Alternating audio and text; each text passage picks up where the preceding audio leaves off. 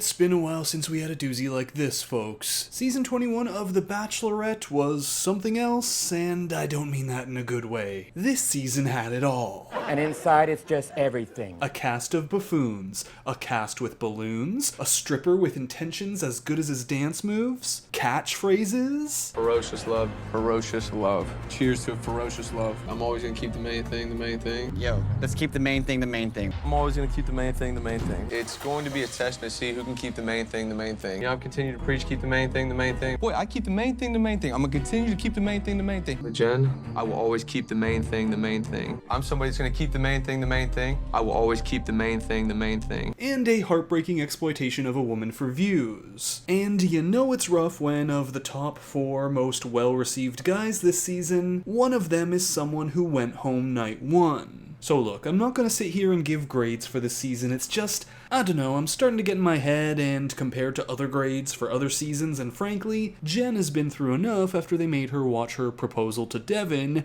in tears next to Devin after he had broken off their engagement. I mean, that alone should tell you what grade I've given production, and it's this. Funnily enough, that's also my grade for the cast. Like, why couldn't these men be more like Jonathan? Very kind, very respectful, very complimentary of Jen's dresses. That's really this purple one that was number 1. Now it's number 2. White one is number 3 now. Green is number 1. Very mindful, very demure. But of course, now that I've said that, he's going to have a huge villain arc in Paradise. Oh, and thank goodness we got Hakeem. I mean, this man was too pure for this show. I was just praying he'd make it more than 1 episode, and he delivered when he did. And this stuff, the Hakeem stuff, was in good fun. He seems cool with it, and, you know, he's got his Paradise spot. The rest, though... Like, Sam M., what more needs to be said? Dude obviously came for Maria or Daisy. He talked about it, but at least he was honest there, cause we can probably infer that after this... You following girls on Instagram, not just any girl, but Maria. Devin likely was hoping to see Maria when he walked out of the limo. And I guarantee you that every single man there was at minimum expecting her or Daisy. Which I actually don't think is an unreasonable expectation considering that's what we were all expecting. If anything, this is another mark against production, and I'm assuming one of the reasons why Grant was announced so quickly and unexpectedly, to make sure that everyone who applied knew exactly who they were applying for. And even though there is a big time difference between when The Bachelor ends and Bachelorette starts filming versus when The Bachelorette ends and Bachelor films, it's actually not as long as you think. Like, they usually film The Bachelor this month if they haven't started already, and they end in November. If they had announced The Bachelor now, or last week, or whatever, imagine all the people that might have applied already hoping it was Jonathan, for example. So at least on that front, production made the right move in announcing early.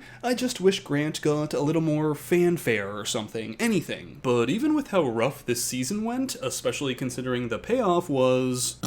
this season will go down in infamy. More recently, I've kind of thought of it like season 8 of Bachelor in Paradise. That season had a lot of meh drama, a lot of these two fighting. There were questionable intentions from a lot of people, and mostly the middle of the season was forgettable. But the ending was wild. If I didn't truly love you. That's what I'm trying to figure out. I guess we're gonna do that. You both got those tattoos? I guess we're doing that.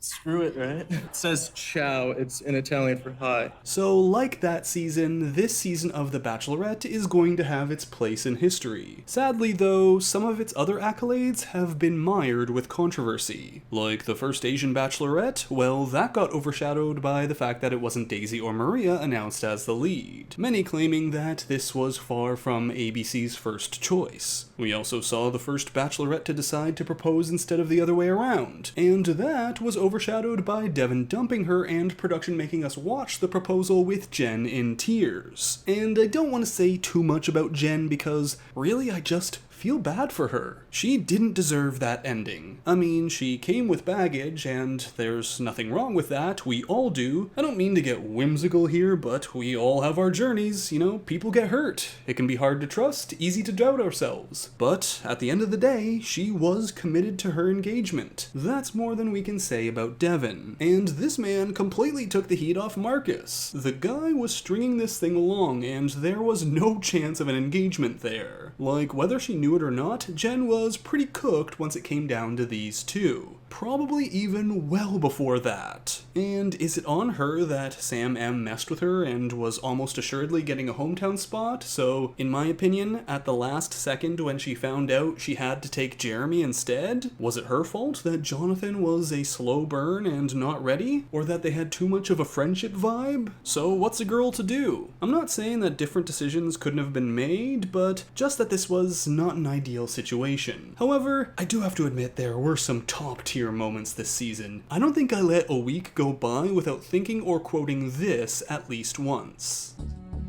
The night is still young, right? No, it's not. It's over. Yeah, what's up? The night's over. Jesse just said it. He was standing right there. So the night's not young. So let's not try to lie. That is one of my favorite Bachelor moments ever. Just so ridiculously and wonderfully stupid. That whole Sam and Macho Man shtick was so beautiful if you love brilliantly awful cringe. Today's the best day ever. I love today. Today is amazing. Everything I did today was for Jenn, and going forward, everything I will keep doing is for Jenn. We're going this way, Sam. I'm on that boss bitch energy, hot energy only. It doesn't matter. Listen, just shut up. Composure, composure. Thomas, yellow's a good color on you too. Composure, bro. Today, my inner dog came out, and tonight I will kiss Jenn, and I really want to take our relationship to the next step. So Jenn, can I kiss you?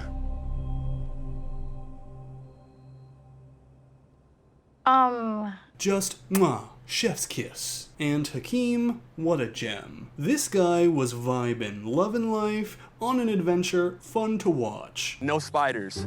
No spiders. Don't put that on my neck. Don't put that on my neck. I have a need for speed.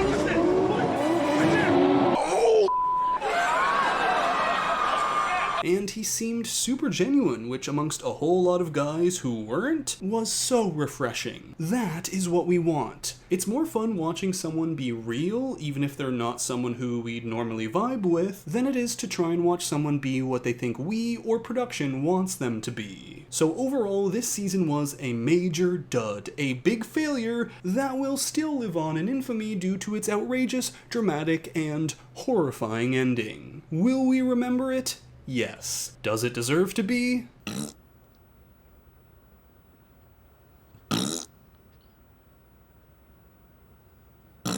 So that's it for this review of Season 21 of The Bachelorette. Thanks for watching, and if you enjoyed the video, don't forget to give it a like, comment your thoughts on the season down below, and subscribe to the channel for more content. The Golden Bachelorette begins next week, and you know I'll be covering that, so until next time, Bachelor Fantake out. The night is still young, right? No, it's not. It's over. Yeah, what's up? The night's over. Jesse just said it. He was standing right there.